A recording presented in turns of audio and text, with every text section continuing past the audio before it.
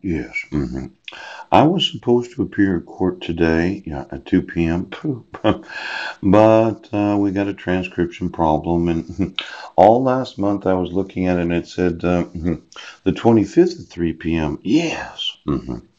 But if I was to really think about speedy trial, right? Not docketing it on the day of the actual court hearing where my attorney explained, well, actually, it's clerical error. In fact, I still have my having to have to appear slip that I got the last time I was there. Yeah. It's in here someplace. Yes, it is. Now, could be, no, that's not it. Pooch. Oh, here's a forgery. Why isn't that on Exhibit A? Shush. Now, let's see, 6/6 of 18. You were right when you put that in there, Brett Roberts. Yes, June 6th of 2018.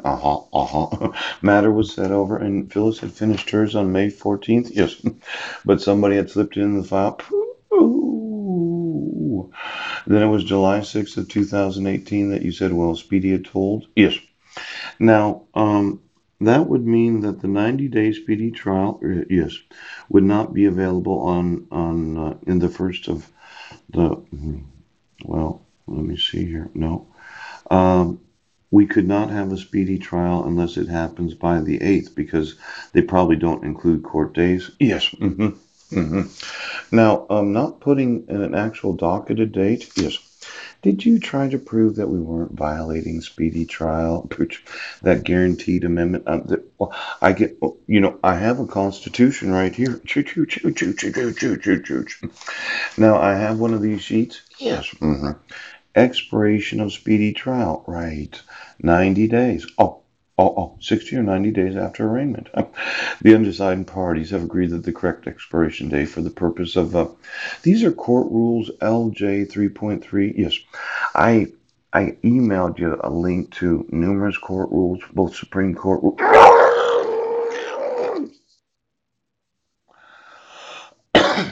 Now, when you don't docket, the actual court date on the 25th, yes, and you called me on the 24th, yes. Is there any possible way that you didn't just violate speedy trial, that there has to be at every hearing a consistent docketing of court hearings so as to make sure that all the court hearings happen within 90 days?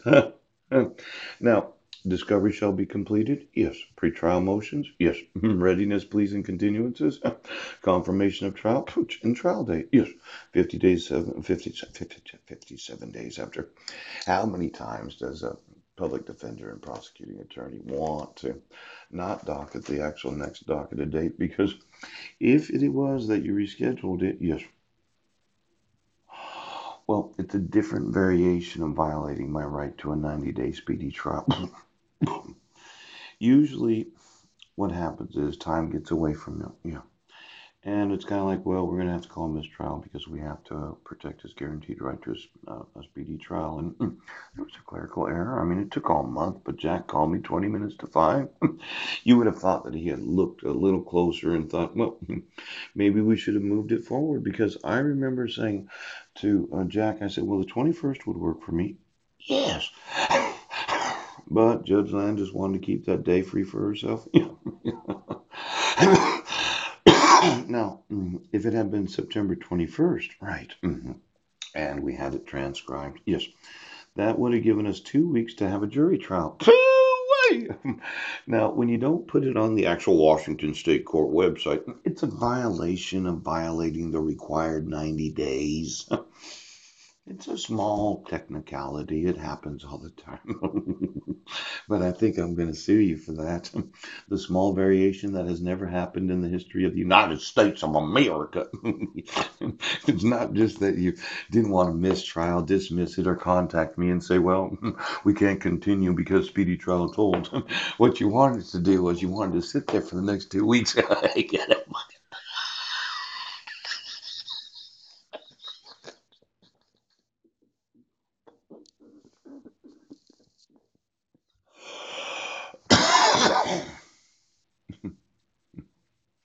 Sounds kind of funny, doesn't it? That instead of us just, when's the next hearing? We're not gonna. put it on the Washington State Court website. There's no reason to count days when it's a speedy trial.